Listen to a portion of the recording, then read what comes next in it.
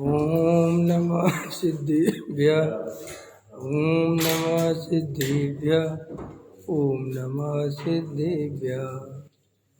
मंगलमय मंगले करन बीतराग विज्ञान।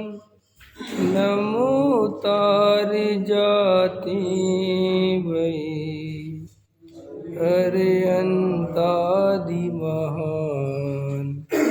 करे मंगल करे हो महा ग्रंथ करन के काज। जाते मिले समाज सब आवे निज पद राज। इस भव तरु का मूल जानऊ मिथ्या भाव।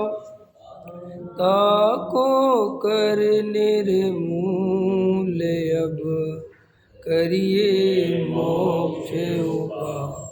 संताप मानस जिनके गुणों के गान में विवर्धमान महान जिन विजय हमारे। मोक्ष मार्ग प्रकाशक आठवां अधिकार अनुयोगों के आधार से चर्चा चल रही है। ग्रंथों के अभिप्राय को कैसे समझा जाता है। जिन वाणी में एक एक कथन अपेक्षा पूर्वक होता है। जैन धर्म अनेकांतवादी दर्शन है, एकांतवादी नहीं है। इसमें जो भी चर्चा आती है वो किसी अपेक्षा से आती है, लेकिन सारा जगत एकांतवादी है और जैन धर्म अनेकांतवादी है। तो हमें एकांतवाद की बात समझ में आती है, हमें अनेकांत समझ में नहीं आता। आपको सीधी बात समझ में आती है, या तो नित्य हो सकता है आत्मा या अनित्य हो सकता है। नित्य अनित्य कैसे हो सकता है? या तो दया दान पूजा भक्ति करवा लो या छुड़वा दो। हमें ये बीच का रास्ता समझ में नहीं आता।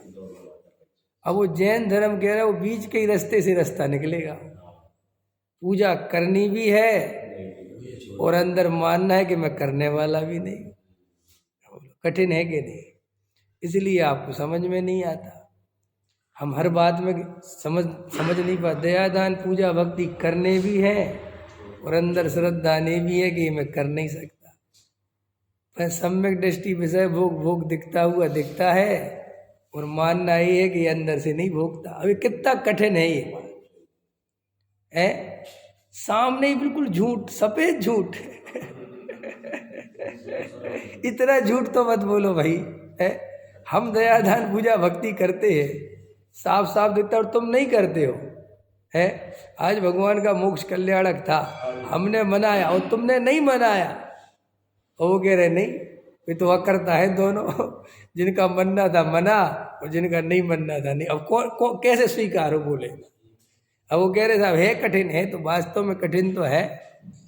अनेकांत को समझना कोई छोटी मोटी बात नहीं है। मैं नित्य भी हूँ और मैं अनित्य भी हूँ। मैं एक भी हूँ और मैं अनेक भी हूँ।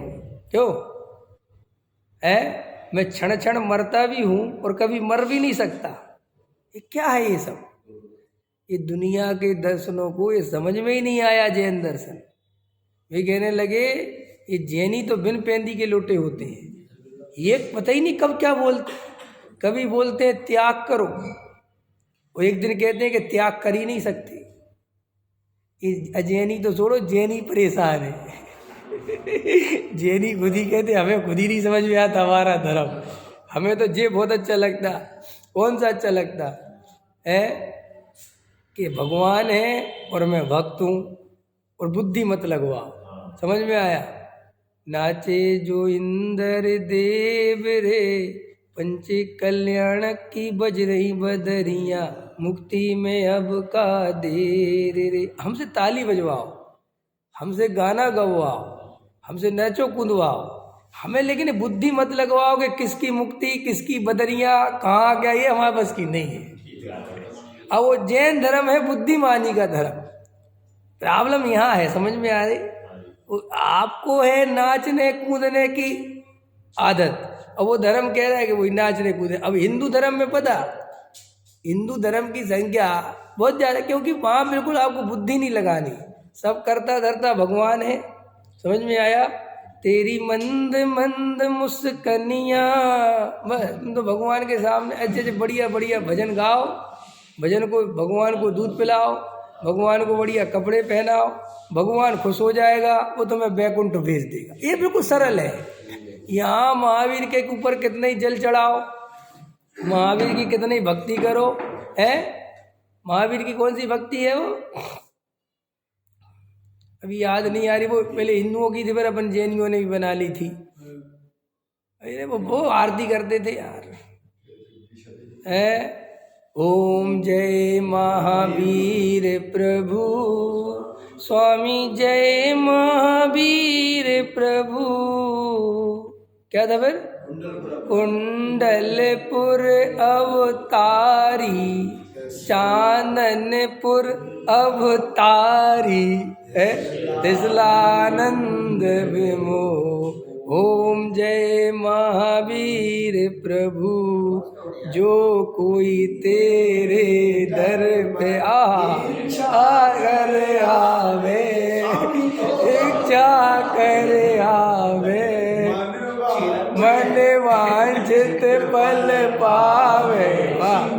अब ऐसे अगर मैं ऐसे भजन कराने लगूं तो तुम लोग कहोगे अभी संख्या बढ़ जाएगी यार। अरे वाह! अब देखो, अब ये भजन है और ये मन वांछित फल बोल रहा है और बिल्कुल झूठ है। अब ऐसा स्वरूप नहीं है। अब यहाँ महावीर कोई प्रसन्न होने वाले नहीं। अब हम ये बात कहते हैं तो हम बुरे मन जाते हैं, क्योंकि उसकी भक्ति में हम विघ्न पैदा करते हैं। समझा? वो बेचारा एक अपनी आशा से, समझ में आया, लगा है भगवान के पास, बेचारा कुछ सोच रहा है कि भगवान कुछ देंगे, कुछ भला हो जाएगा, और मैं आके एकदम से बोल देता हूँ कुछ नहीं होगा, तो तकलीफ तो होगी ना। उसे ऐसा लगता है कि यार तुम्हारे जैसे आदमी के चक्कर में जो कल तक मैं भक्ति करता था वो और मेरी खतरे में आ गई, अब मेरा मन और नहीं लगता। तो वास्तव में हकीकत क्या है? मेरे कहने से तुम्हारी भक्ति में विघ्न क्यों आ गया? प्रश्न ये है। मैं इतने दिन से बोल रहा हूँ कि जो स्त्री पुत्र कुटुंब परिवार छोड़ो, बोल रहा हूँ कि नहीं?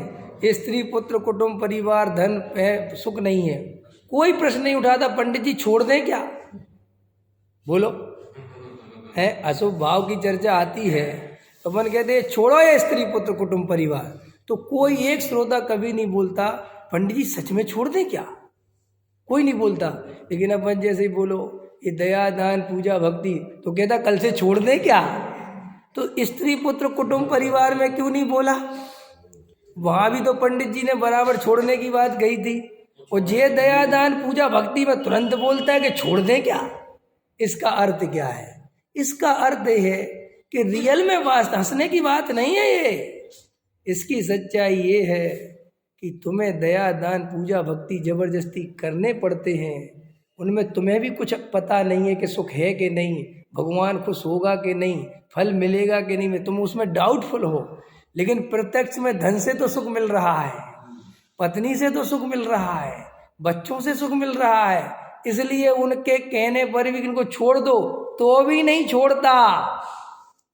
और ये पूजा पाठ में कुछ नहीं है तो तुरंत कहता है पंडित जी कल से छोड़ दे क्या, क्योंकि श्रद्धा तो उसे भी नहीं है। श्रद्धा जिसकी सच्ची हो कोई कुछ भी कहे, क्यों, वो छूटती नहीं है। देखो लैला और मजनू का तो सबने चैप्टर पढ़ा है, लैला और मजनू। तो ये जो मजनू था इसका बाप राजा के यहाँ अच्छे पद पे था, बढ़िया पद पे था उसका बाप, किसका? मजनू का। और वो लैला थी जो समझ लो बिल्कुल गरीब घर की काली कलूटी लड़की थी, बिल्कुल काली थी लैला। और मजनू उसके प्रेम में पागल हो गया माने बस लैला लैला बोलता। तो उसके बाप ने कहा राजा से कि मेरा एक ही लड़का है और मैं आपसे कुछ नहीं चाहता, एक लड़का मेरा, ये लैला एक लड़की है और जो उसके चक्कर में इतना दीवाना हो गया है कि किसी की नहीं सुनता। तो राजा ने सोचा कि लैला बहुत सुंदर होगी, तो राजा ने कहा कि वो लैला को दिखाओ तो कौन लैला है जिसके लिए वो इतना पागल हो गया। तो बुलवाया लैला को, तो राजा जी भाई तो ऐसी खाली है, कैसी लगती है, इसके लिए तेल हट, कल 1 मिनट में तेरा चक्कर खत्म कर दूंगा, समझ में आया।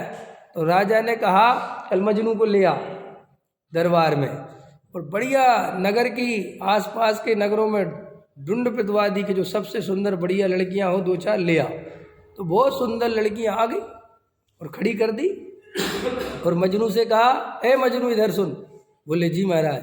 बोले छांट ले इसमें से, जिसमें से वो 4 से करनी तो 4 से कर ले, समझ में आया, या तुझे 1 से करनी तो 1 से कर ले, भूल उस लैला फैला को, जो पसंद हो उसमें से कर ले। कहने लगा ठीक है महाराज। गया, पहली देखी, दूसरी देखी, तीसरी देखी, चौथी देखी, देख के कहता है राजा इसमें से लैला तो कोई भी नहीं है। अगर आप मेरे से प्रसन्न ही हो, आप मेरा इतना भला चाहते ही हो, तो मेरी हाथ जोड़ के विनती है कि मेरी लैला से शादी करा दो। ख्याल में है कि नहीं है। एकदम राजा क्रोधित हो गया, बिल्कुल तेरी बुद्धि जो है बिल्कुल ही बुरी है, वे गुस्सा भरा क्या बुद्धि में है, क्या है इतनी सुंदर लड़की, वो लैला तो मैंने कल देखी, काली कलूटी है। अरे उसने कहा, जो उसका जवाब था वो देखो, उसने मजनू ने कहा अरे राजा, लैला को देखने के लिए राजा की आंख नहीं, लैला को देखने के लिए मजनू की आंख चाहिए। तो मजनू की आंख कहाँ से लाओगे, लैला में जो मैं देख सकता हूँ वो तुम्हारे बस का नहीं है, तुम तो कहाँ उसका रंग रूप देखते हो, उसकी अंतरात्मा तो मैं जानता हूँ। समझ में आया। ऐसे ही अगर तुम्हारी देव शास्त्र गुरु की सच्ची भक्ति हो, समझ में आया, वास्तव में तुम्हें भगवान की सच्ची महिमा आई हो, और कोई कहे कि ये पूजा पाठ में कुछ नहीं है छोड़ दो, तो तुम्हारे अंदर से आवाज आए पता तो है कुछ नहीं है, लेकिन भगवान की भक्ति, भगवान की पूजा में मुझे बहुत आनंद आता है।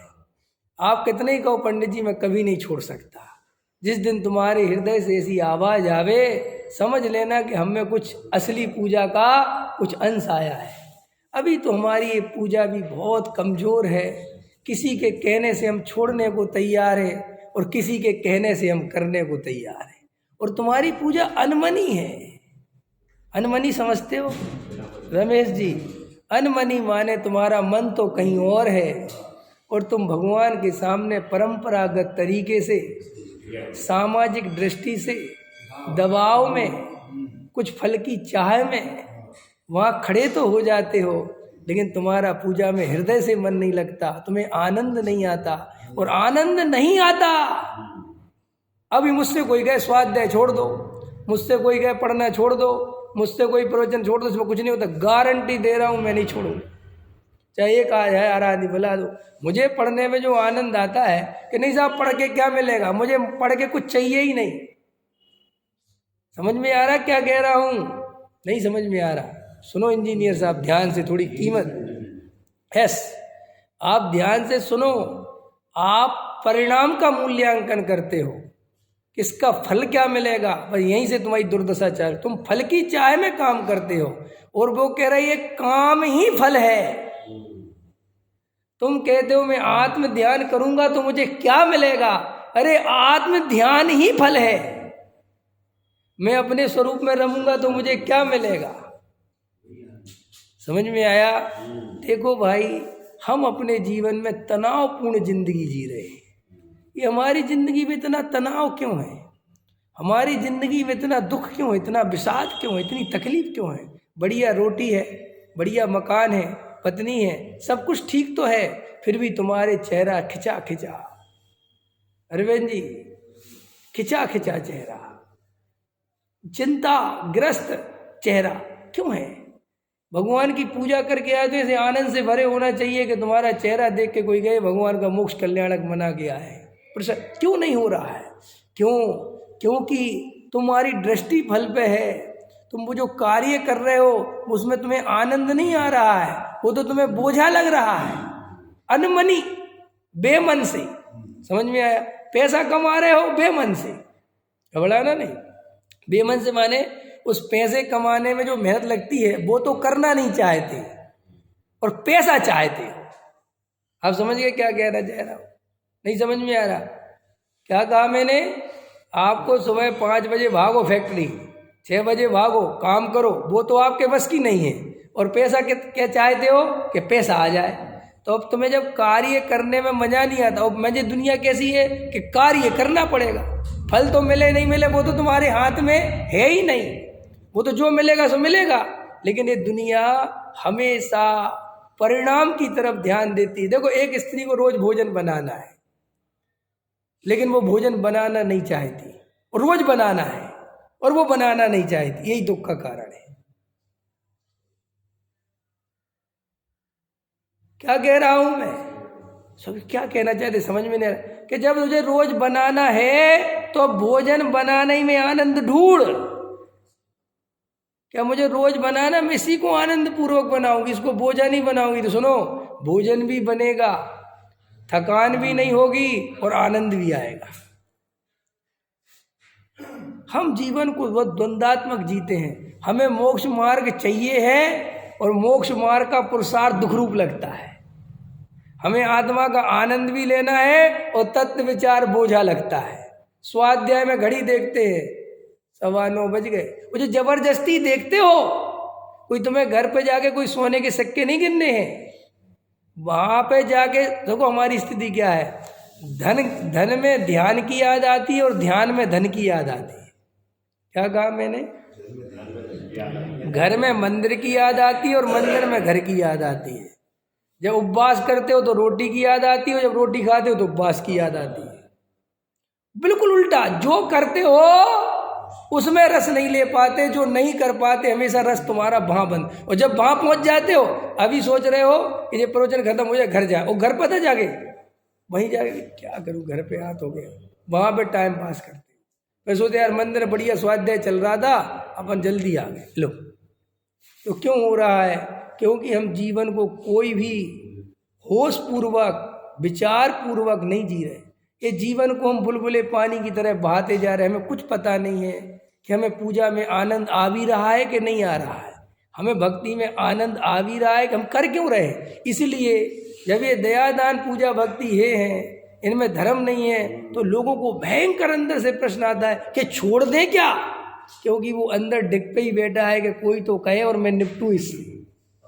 समझ में आए कि नहीं? मुझे भी रोज रोज उठना पड़ता है रोज रोज भगवान का, ये रोज सुबह सुबह का बहुत, अब भैया आज आते हैं हम भगवान के प्रति, लेकिन देखो वो बोझा है। वो आप समझ रहे हैं कि नहीं? क्या है? बोझा है।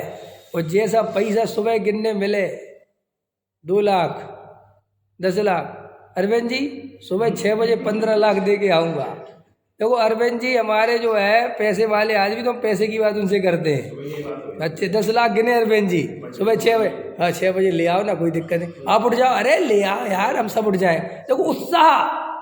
वो आचार्य कह रहे यहाँ पे कि तुम्हारे जीवन में जो नीरसता चल रही है, कल एक प्रश्न आया था उसका जवाब दे रहा हूँ कि और एक दिन नहीं आता, बार बार छोड़ने क्या। अरे भाई, हमने अशुभ की निंदा उससे ज्यादा की, हमने शुभ से ज्यादा तो अशुभ की निंदा करी। तुमने एक दिन भी ये प्रश्न क्यों नहीं किया कि अशुभ छोड़ दें क्या?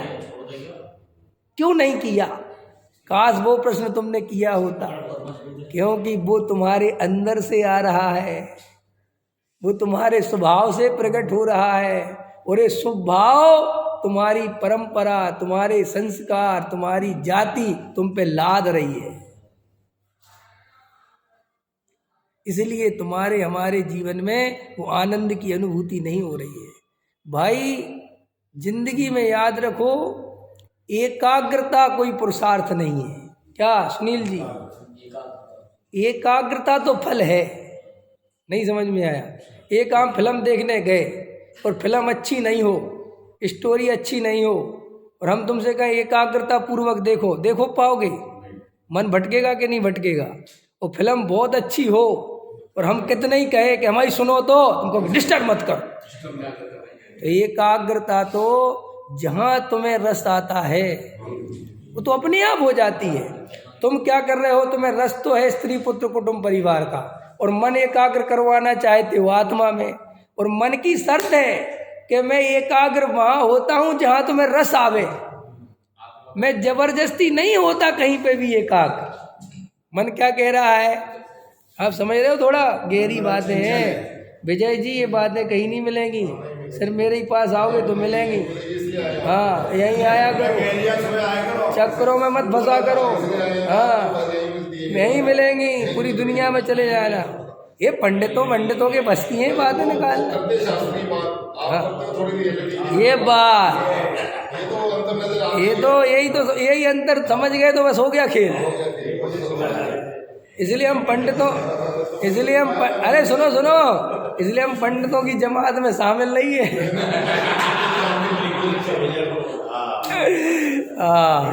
क्या, छोड़ो बस गहरी बात सुनिए, गहरी बात। मन एकाग्र करने का कोई पुरुषार्थ नहीं होता। जहाँ तुम्हारा रस आवे, जहाँ तुम्हें आनंद आवे, वहाँ एकाग्रता हुए बिना। एक बच्चा है, उसका टीचर उसे मैथ्स पढ़ा रहा है और वो कह रहा है यहाँ देखो, यहाँ मन लगाओ। वो बच्चा कह रहा है ठीक है, लेकिन बाहर एक चिड़िया है खिड़की के बाहर, और वो बड़ी अच्छे से चहरा रही है, वहाँ उसका मन लग रहा है। टीचर कह रहा है मूर्ख कहीं के, वहाँ चिड़िया में क्या देखता है, यहाँ देख। भाई वो करे क्या? उसका रस वहाँ आ रहा है तो मन उसका वहाँ जा रहा है। तुम एक गणित पढ़ा रहे, उसके दिमाग नहीं पढ़ रही, समझ, उसे रस नहीं आ रहा है।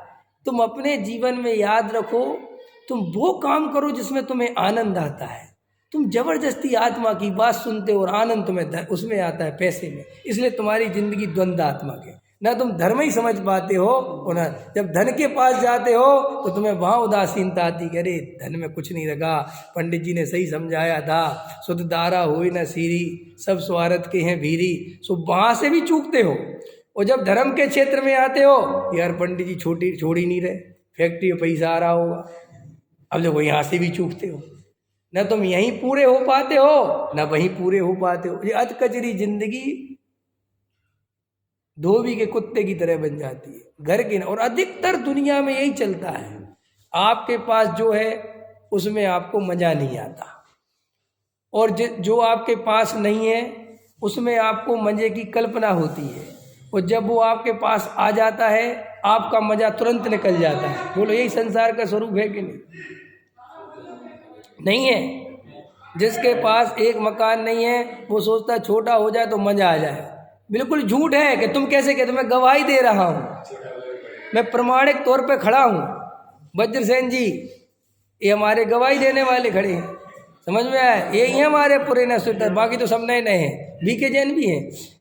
जब मेरे पास मकान नहीं था क्या कहता था मैं, यार वज्रसेन जी ये कमरे का हो जाए यार, सबका ही है ना, तो फिर कुछ सीखे क्यों नहीं। मनुष्य की सबसे बड़ी खराबी ये है कि वो अनुभव से कुछ नहीं सीखता। मूर्ख एक नंबर का, कुछ नहीं सीखता, विचार ही नहीं करता। कल जब मेरे पास एक कमरे का मकान नहीं था तब मैं कहता था खास एक कमरा हो जाए, एक किराए की झंझट मिट जाए, ये मकान मालिक का टंटा खत्म हो तो आनंद से रहूँगा।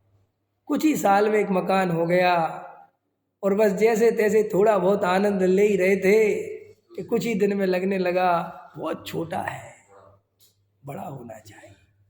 अब मन क्या कह रहा, इसमें तो सुख गया, अब तो ये 2 कौड़ी का हो गया। समझ में आया कि नहीं? ये बिल्कुल सत्य बात है। ये ऐसे 5 इंद्रियों के विषय भोगों की हालत है। लगा लेना, तुम देख लेना, तुम्हारी स्त्री सबसे सुंदर हो सकती है, सारी दुनिया तुम्हारी स्त्री को देख के सोचती होगी कितनी सुंदर स्त्री इसको मिली, लेकिन वो तुम्हारी हो गई तो उसमें सुख खत्म हो गया। अब कोई सुख का रस नहीं बचा। कुछ आप ये मत सोचा करो जी आप भोगते हो, कुछ नहीं हो, आप भुगतते हो। नहीं, आप भुगतते हो क्योंकि आप भोगना तो कुछ और चाहते हो, लेकिन आपके पास जो है अब आप मजबूरी में वही भुगतते हो। अब आपके टिफिन में आपकी पत्नी ने, आपकी माँ ने 2 रोटी रखी थी और टिंडे की सब्जी रखी थी। टिंडे की, ठीक है, मैं वज्रसेन जी को देखता हूँ तो टिंडा याद आता है।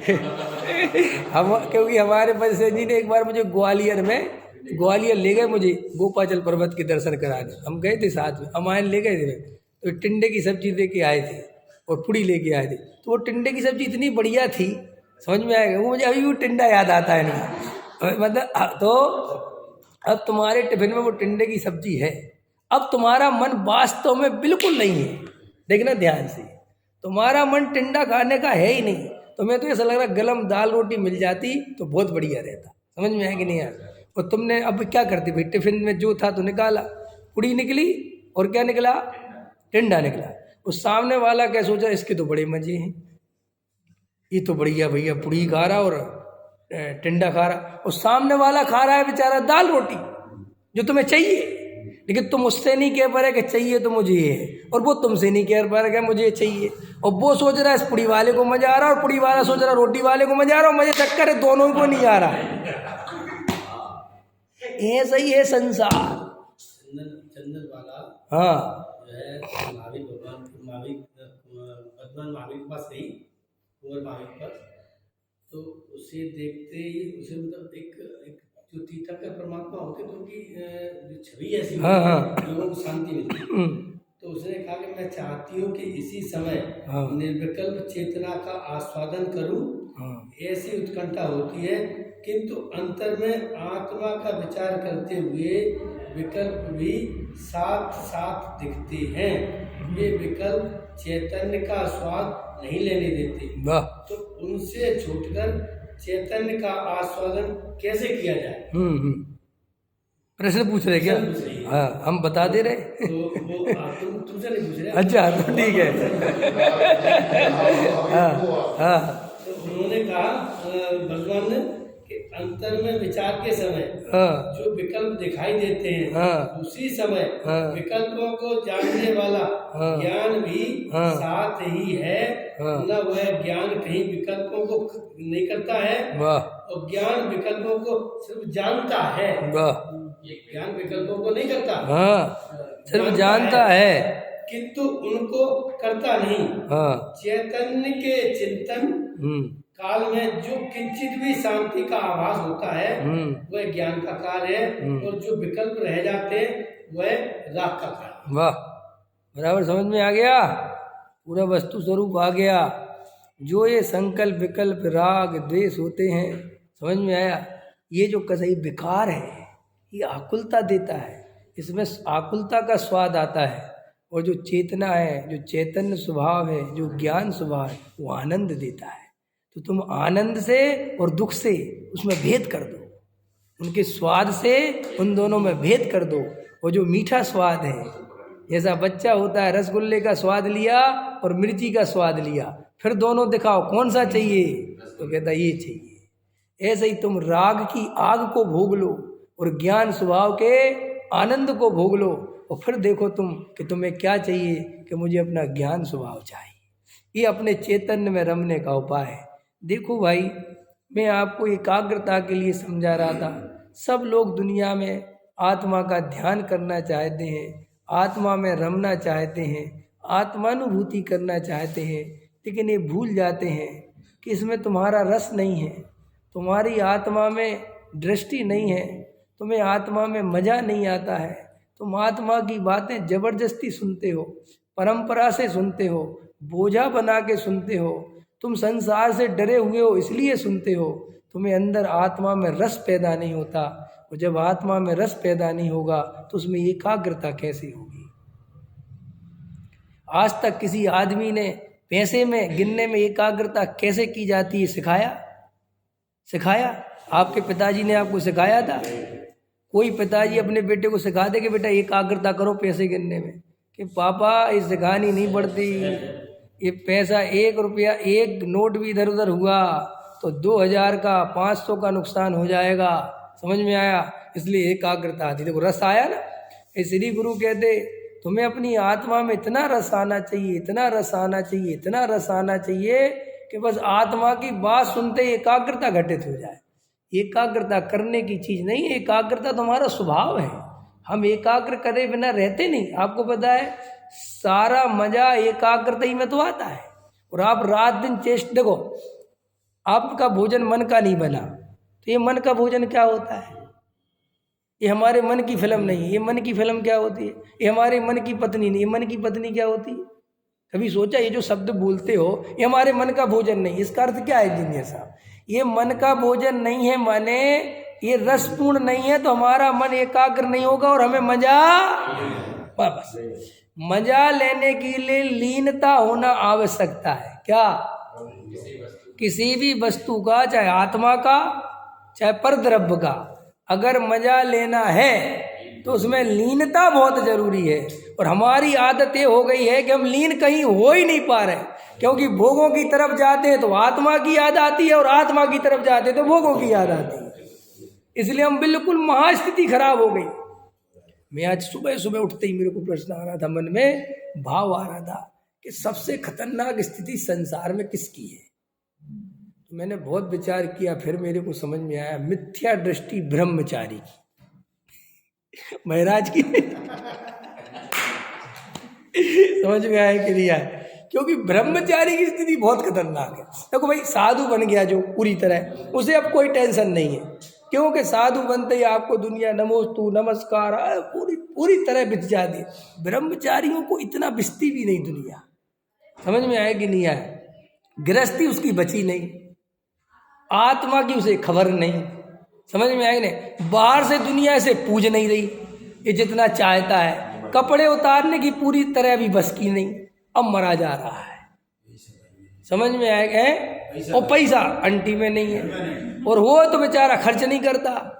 समझ में आया? सिर्फ बैंक में जमा करता है, बताता रहता है कि मेरा इतना पैसा है, होता कुछ नहीं। तो देखो भाई, अपन को दो मुई जिंदगी नहीं जीना।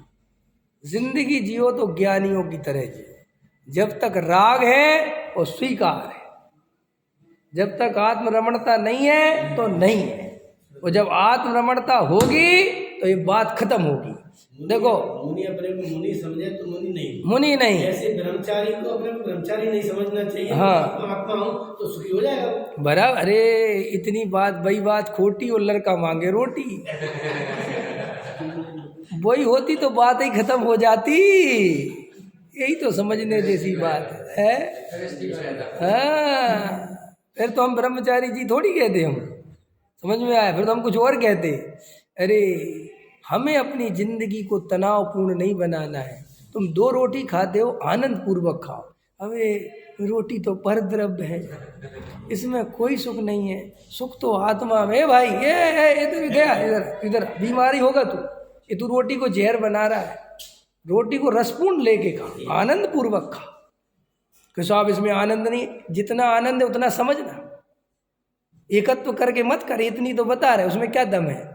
धर्मशाला के कमरे में आनंद पूर्वक रहना चाहिए कि अपने कमरे में आनंद पूर्वक रहना चाहिए? जल्दी बोलो। अरे व्यर्थ की बात, दोनों में रहना चाहिए। हम आनंद ना धर्मशाला के कमरे में छोड़ेंगे ना अपने में छोड़ेंगे, हमें क्या मतलब है भाई? धर्मशाला का तो धर्मशाला का समझेंगे और अपना है तो अपना समझेंगे। बस ये जगत को धर्मशाला समझो, लेकिन आनंद पूरा लो। पंडित जी ऐसी शिक्षा मत दो, हम मर जाएंगे। कहीं नहीं मरोगे। हमने धर्मशाला शब्द लगा दिया ना, तुम्हारी उल्टी हालत है कि तुम अंदर से उसे अपना मानते हो और बाहर से धर्मशाला कहते हो, और भोगते धर्मशाला जैसे हो, और मान्यता एकत्व की है। बोलो मरे डबल मरे कि नहीं? जबकि इसका उल्टा था, एकत्व तोड़ना था और आनंद पूरा लेना था। सम्यक दृष्टि यही तो कर रहा है, इसलिए तो मजे में है। वो एकत्व करता नहीं और आनंद छोड़ता नहीं, और मिथ्या दृष्टि एकत्व छोड़ता नहीं और आनंद लेता नहीं। आश्रमों की हालत ये है आज की डेट में, धर्मशालाओं के आश्रमों की, जब ब्रह्मचारी वगैरह रह रहे हैं, तो मेरे पास फोन आते रोज। हाँ, हमारे बच्चे जी हकीकत में आते हैं, मजाक नहीं। फोन आते हैं कि साहब उसने जो है ये चीज ज्यादा खाता है, ये 2 सब्जी बनवाता है, ये करता है, ये इतने सामान नहीं देता है।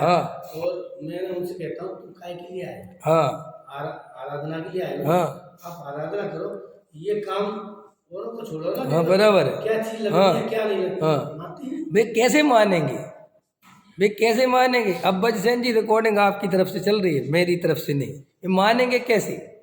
विचारों के पास सम्यक दर्शन तो है नहीं, मन तो कहीं लगता नहीं, तो क्या करें? सब्जी देखेंगे, क्या करें? आदमी घर में जब खाली बैठा होता है तो पता क्या होता है? घरवाली क्या कहती? थोड़ा मटर छील दो। कि यार मेरी इज्जत मटर छीलने लायक है? कि हाँ अगर घर में रहोगे तो इतनी है, समझ में आया ना। जाओ इधर से निकलो और निकलो और कुछ कमा के लाओ तो फिर मटर की सब्जी बना के दूंगी। समझ में आया, दुनिया ऐसी है।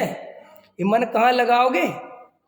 मेरा मन बड़ा चंचल है, इसे काय को समझा रहा है मन को? वो कह रहा है बेटा तू मुझे मत समझा, तू अपने आप को समझा। समझ में आया? मेरे को तेरी जैसी ये जिंदगी नहीं जीनी है। इसलिए तो देखो मैं थोड़ा और खतरनाक बोलता हूँ।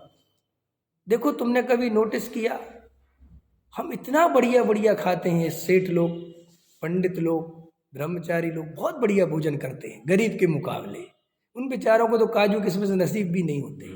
तुम तो बढ़िया बढ़िया रबड़ी और क्या वो बादाम और ये मुनक्का और फलाना ठिकाना पता नहीं जो और बढ़िया, फिर भी तुमने देखा तुम्हारे शरीर में ताकत नहीं। तुमने देखा तुम्हें अपच है। तुमने देखा तुम्हारे में वो रस नहीं बन रहा। और एक गरीब आदमी बेचारा एक सूखी रूखी रोटी बिना घी की, कभी दाल कभी आलू की सब्जी, बस उससे बेचारा रोज खाता है, फिर भी तुमसे कई गुना मजबूत है, स्वस्थ है।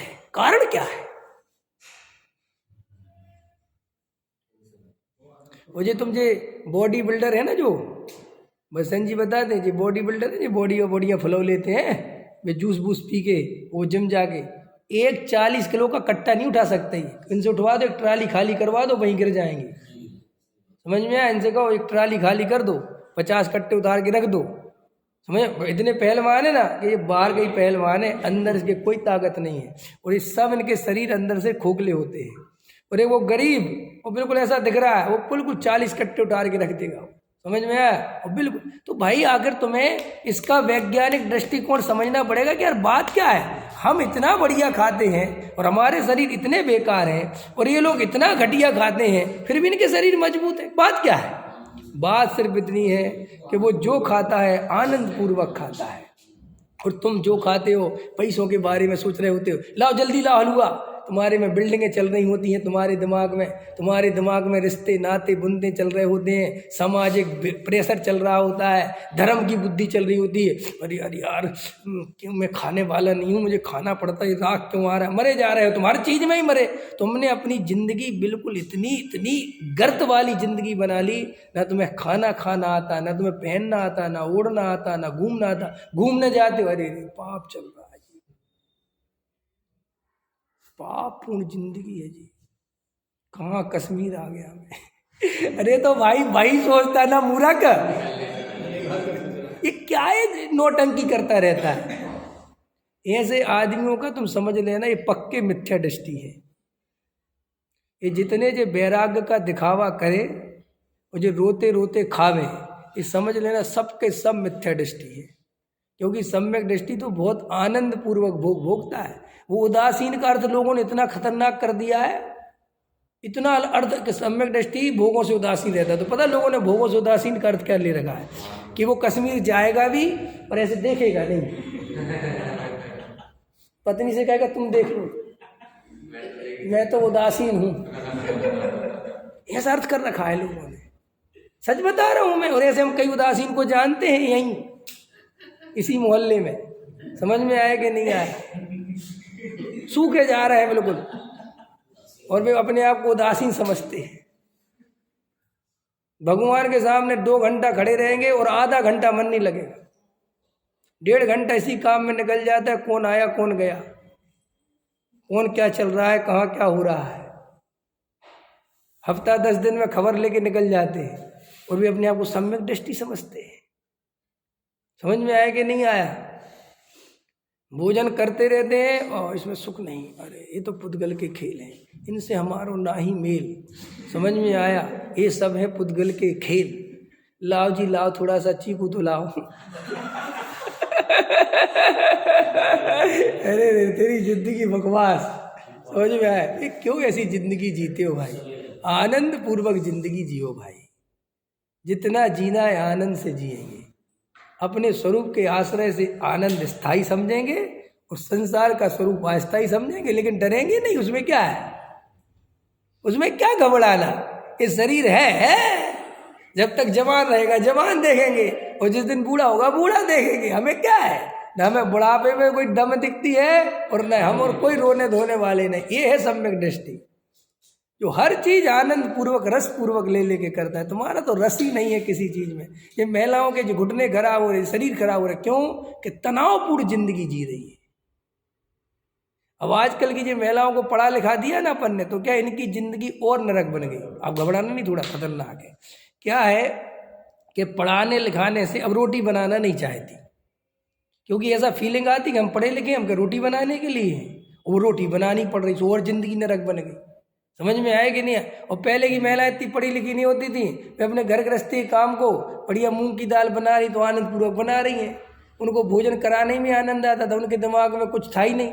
अब आजकल की तो भैया झाड़ू पोंछा वाली चाहिए, ये चाहिए, वो चाहिए, भला चाहिए, ढका चाहिए, और सुनो करना पड़ ही रहा है।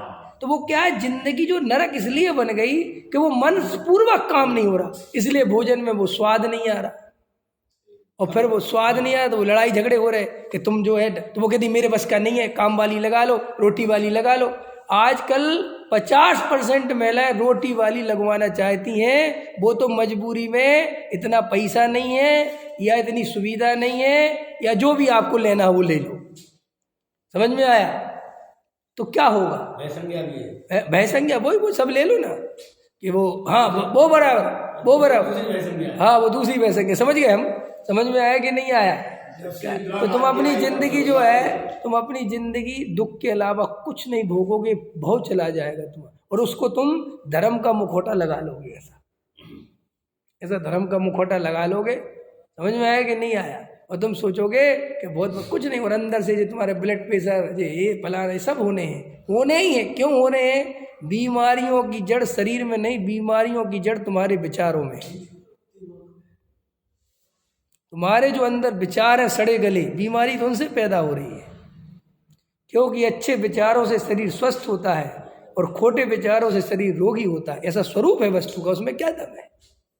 दोनों के बीच में इंजीनियर साहब ऐसा निमित्त नैमित्तिक संबंध है। ये बड़े बड़े मेडिकल साइंस वाले डॉक्टर हमसे कहते भैया अच्छी पॉजिटिव सोचो, खुश रहो। कि साहब हमारे ब्लड प्रेशर का खुश रहने से क्या मतलब, एक तरफ दूसरी तरफ का करते ही डरता नहीं, हम तो जैन धर्म पढ़े। इधर आओ, कहाँ पढ़े हो? किसने पढ़ाया है? कि उनने पढ़ाया हमारे एक पंडित जी विवेक जी के, उनको भी पागल खाने भर्ती करो, खुद भी हो। नहीं समझ में? क्योंकि तू क्या पढ़ता है और वहाँ क्या समझाता तुझे कुछ खबर है? तू डॉक्टर की अपेक्षा भी नहीं समझता, इससे ज़्यादा मूर्ख है तू कौन मिलेगा? डॉक्टर कहे सुबह भैया पार्क में जाया करो, नहीं साहब जब पुण्य के उदय से होगा मैं, अरे भैया इधर आए क्यों? पुण्य के उदय से जो होना जाओ इधर से। समझा? क्यों? पर्याय को बुखार है, उनने कहा ले आओ पर्याय को। बाबू जी बहुत रसपूर्वक सुनाते थे बात है, ये धर्म समझ लिया है कि हमारी पर्याय को बुखार है, तो ले आओ ना भाई पर्याय। ऐसे हम अध कचड़ी जिंदगी, धर्म के नाम पर मैं लोगों को देख रहा हूँ चेहरे सिकुड़ते जा रहे हैं। ब्रह्मचारी त्यागी वृत्तियों के चेहरे तो ऐसे आनंद पूर्वक भरे होने चाहिए, ऐसा मस्त होना चाहिए चेहरा, कोई देखे तो कहे यार वाह क्या मस्ती इसके जीवन। वो मुरझाया जा रहा है, चिड़चिड़ा रहा है, क्रोध कर रहा है। एक ब्रह्मचारी जरा सा मोबाइल बज जाए तो इतना इतना इतना इतना दुखी, इतना क्रोधित, जैसे लगता है सारा क्रोध इसी में निकाल दिया, क्योंकि वो भरा पड़ा ना। देखो आप बहुत क्रोध कब करते हो? जब आपके अंदर बहुत ज्यादा भरा हो ना। आप देखना, आप आनंद पूर्वक रहते हो तो आप इतना क्रोध नहीं कर पाते। कभी देखा तुमने? तुम जैसे फैक्ट्री से काम बिगड़ गए तुम्हारे, देखना ध्यान से, नोटिस करना है, तो सब संसारी बात है। और तुम्हारे अंदर बहुत क्रोध चल रहा है और तुम घर में आए और पत्नी ने तुम्हारे हिसाब से जरा सा पानी देना तो वो नहीं दे पाई, मान के चलो, तुम इतना क्रोध आएगा, इतना क्रोध आएगा, तुम पता नहीं क्या क्या सुना दोगे उसे। अब वो ये सोचेगी कि यार एक गिलास पानी नहीं दिया, तो वो एकदम वो भी उखड़ जाती है। जबकि अगर समझदार पत्नी हो तो समझना चाहिए बात कुछ और है, इतने उखड़ रहे हैं, कोई कहीं अंदर कोई तकलीफ है नहीं। पानी देने से तो कैसे तो रोज होता है, मैं नहीं देती, कभी नहीं उखड़ती, आज क्यों उखड़े? कुछ बात है। लेकिन अपन क्या इतने, अपन खुद ही बेहोश है तो अपन और लड़ने लगते, तो वो लड़ाई और बढ़ जाती है। समझ में आए? तो ऐसे ही क्या होता है कि तुम ब्रह्मचारी, तुमने कसाय दबा रखी है कहीं कहीं की, अब वो निकाल पानी रहे हो। वज्रसेन जी पे क्रोध तो बहुत आ रहा है, लेकिन अब कहें किस मुंह से? नहीं समझ में? अब अंदर चल रहा है, अब आ गए प्रवचन करने। डॉक्टर साहब बोलते थे एक पंडित की कसाय कहाँ निकलेगी? गद्दी पे, क्योंकि बेचारे को और कोई जगह ही नहीं है। समझ में? तो एक ब्रह्मचारी भी क्या करे, अंदर तो चल रही भयंकर कसाय। अब उसने 2 किलो काजू मंगवाए थे और वे काजू दूसरे ब्रह्मचारी के यहाँ चले गए। अब उसकी आग जल रही, समझ में आएगी नहीं। अब यहाँ पे तुम्हारा मोबाइल बच गया, उसको मिल गया मौका, वो बिल्कुल राशन पानी लेके चढ़ जाएगा और तुम भी नहीं समझ पाओगे कि मोबाइल में हो क्या, कौन सी आफत आ गई नहीं। लेकिन वो अंदर का क्रोध कहीं का कहीं निकल रहा है। ये चेहरे मुरझा रहे हैं, ये चेहरे पे सिकन आ रही है, तकलीफ चल रही है, ये इस बात की निशानी है तुम अंदर बहुत दुखी है। और लोग वास्तव में मनुष्य इतना दुखी है, सब कुछ होने पर, घर होने पर, अच्छे पति मकान दुआ सब होने पर ही भयंकर दुखी है लोग। अच्छी पत्नी होने पर दुखी है, क्यों? कि वे जिंदगी बिल्कुल बिल्कुल विपरीत ढंग से जी रहे हैं। अंदर कुछ और, बाहर कुछ और, चाहते कुछ और हैं, करते कुछ और। भाई हमारी जिंदगी की दुर्दशा का कारण है। रमेश जी समझ में आ रहा कि नहीं आ रहा? भोजन करो तो बिल्कुल मोबाइल स्विच ऑफ, मोबाइल छोड़ के बिल्कुल सब बंद, और कोई विकल्प नहीं, बिल्कुल आनंद पूर्वक करेंगे, शांति से करेंगे। देखो वो ही भोजन अमृत ना बन जाए तो बताना। और तुम आकुलता में करोगे, इधर उधर की बातें सोच के करोगे, पैसे के बारे में सोच के करोगे, अरे साहब कब तक ये भोजन करेंगे, मैं तो निराहारी स्वरूप हूँ। समझ में आया? तो वो निराहारी स्वरूप तो हो, वो तो तुम्हें मिलेगा नहीं, और जे आहार और नुकसान करेगा। तो साहब ऐसा विचार करना, ये विचार करने की चीज़ नहीं, ये श्रद्धान करने की चीज़ है। मैं निराहारी स्वरूप हूँ, ये विचार करने की चीज़ है कि श्रद्धान करने की? मूर्ख कहीं के ऐसे ही कर रहे हैं लोग, भोजन कर रहे हैं। मैं तो भोजन करने वाला हूँ नहीं, मैं तो जानने वाला हूँ, मैं तो ज्ञाता दृष्टा हूँ। एक और यहाँ गया, एक पुद्गल की पर्याय है, यहाँ गया एक पुद्गल नीचे चला गया, पुद्गल का परिणाम स्वतंत्र है। ए भाई ये क्या कर रहे हो तुम? कि साहब पंडित जी आपने ही तो बताया था 24 घंटे वेद ज्ञान चलाओ, तो हम 24 घंटे वेद ज्ञान चला रहे। लोगों ने ये अर्थ निकाल रखा है 24 घंटे वेद ज्ञान का। समझ में?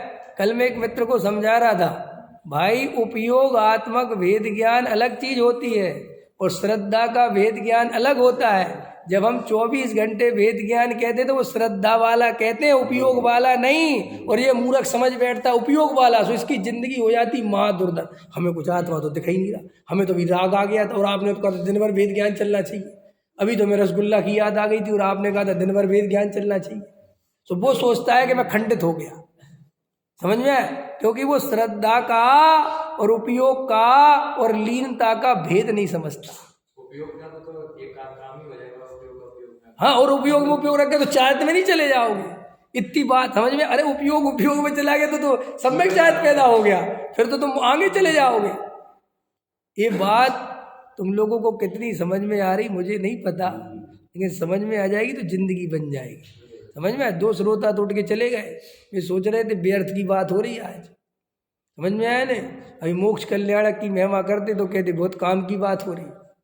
आज कौन से भगवान का मोक्ष कल्याणक? ओहो, मुनीश्वरनाथ भगवान की गजब के भगवान। समझ में आया कि नहीं आया? ओहो, आपने उनका पंच कल्याणक मना के, मोक्ष कल्याणक मना के बहुत बढ़िया किया साहब। अरे मैं आपको मुनीश्वर की एक कहानी सुनाता हूँ। कई हजारों वर्ष पहले की बात है। मुनीश्वर भगवान का जब जन्म हुआ तब देव आए और वहां पर 6 महीने रत्न गिरते रहे। क्या क्या हो रहा है तुम्हें? वे गिर गए वे जितने रत्न गिरने थे, और समझा वे अपनी आत्मा में रम के चले गए वे। अब ये बताओ तुम्हारा खुद का क्या हो? ये तुम्हारी खुद की चर्चा में तुम्हें रस नहीं है और वे चले गए, उनकी चर्चा में रस लेते हो। क्या समझे अभी धर्म? एक कहानी किससे रस लेने लायक है? क्या दम है? क्या दम है? रोज रोज भगवान के कल्याणक आएंगे, रोज पूजा बढ़ोगे। भगवान कह रहा भाई तू अपना कल्याण कब समझेगा? कि साहब हमें अपना कल्याण नहीं करना, हम तो तुम्हारे कल्याणक से खुश हैं। सुनो, 4 गति में घूमोगे। क्या है?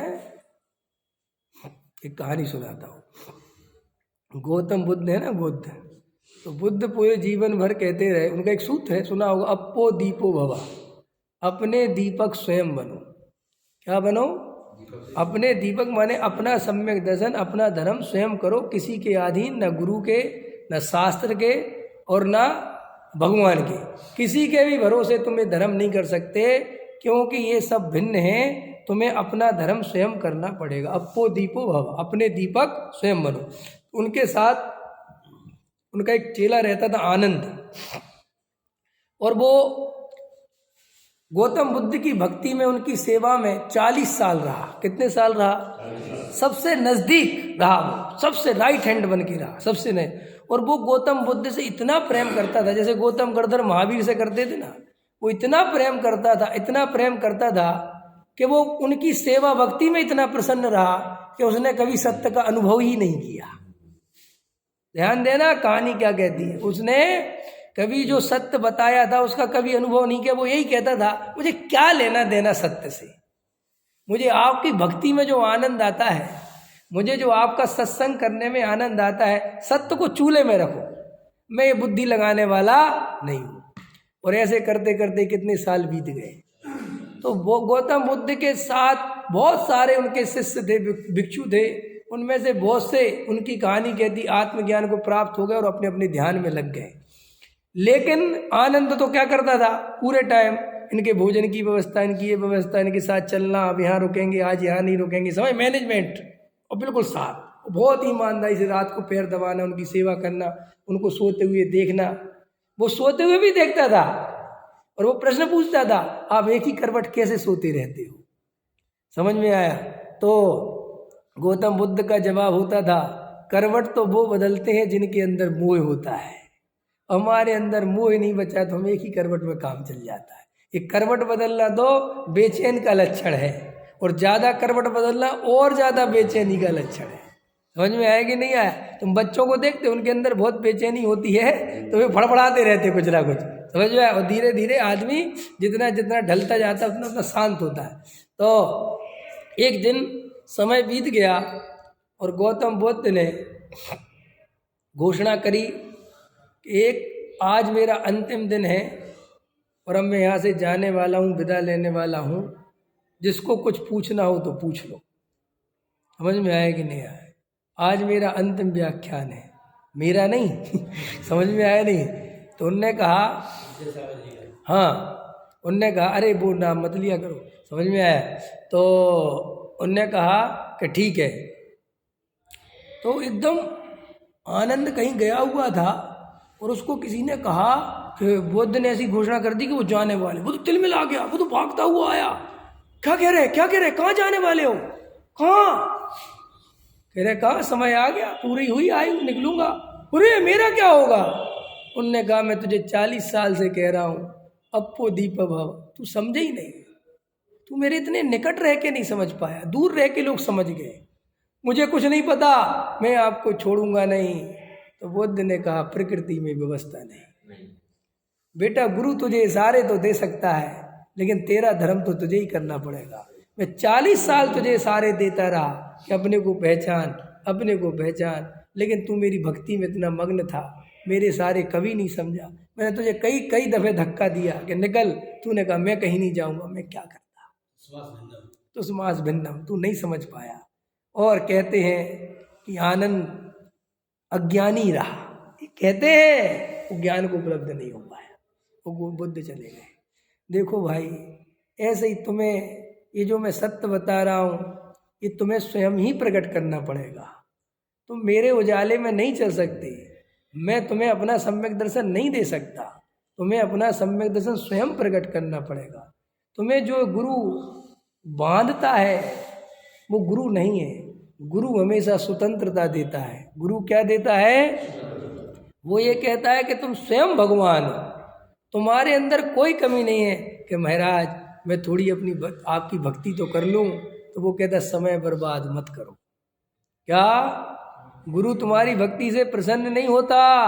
असली गुरु तो ये कहता है कि मेरी भक्ति में इतना समय क्यों बर्बाद कर रहा है, इतने में तो तू स्वयं गुरु बन जाएगा।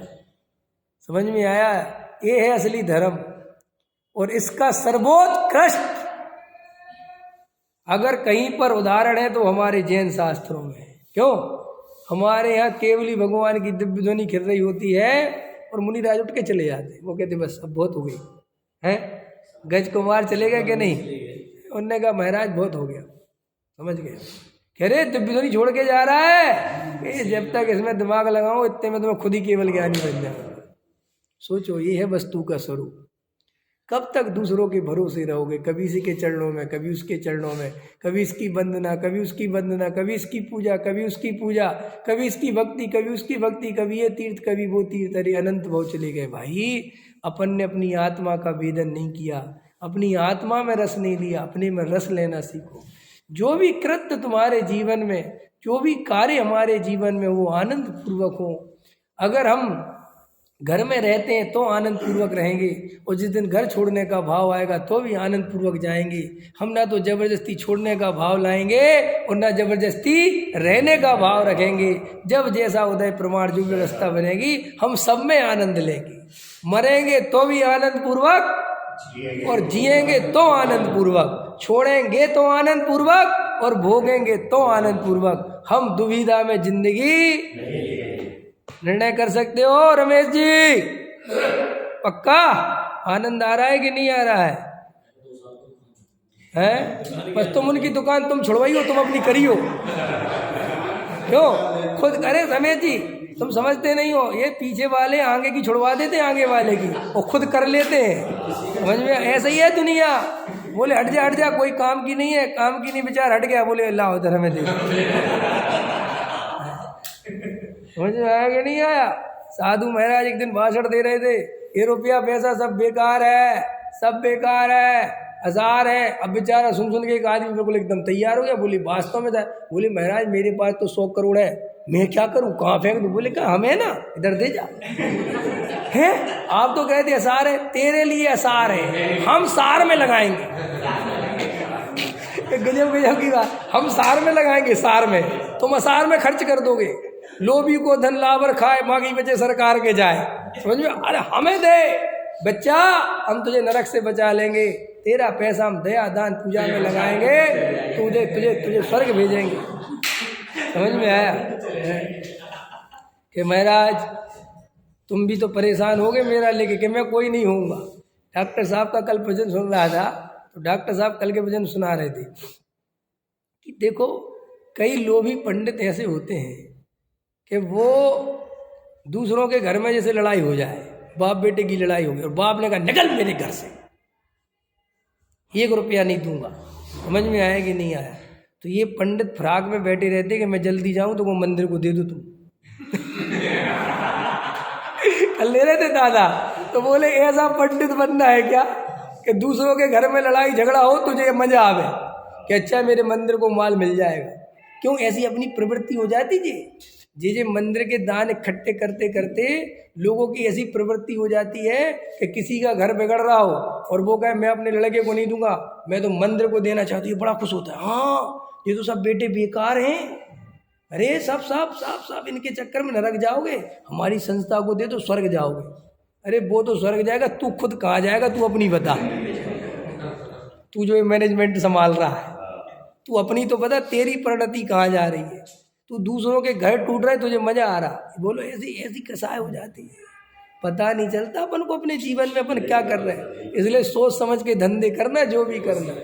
एक दिन में एक डॉक्टर के पास गया, उसने लिख रखा था बहुत अच्छा, हे परमात्मा, हालांकि वो जो भी पढ़े होगे तुमने भी, हे परमात्मा मैं बहुत दुखी हूँ, मुझे बहुत कष्ट है कि क्यों कि मेरी जो आजीविका है ये इतनी बकवास है कि जब दुनिया में रोग फैलते हैं तब मेरी आमदनी होती है, जब लोग पीड़ित होते हैं परेशान होते हैं तब मेरे पास पैसा आता है।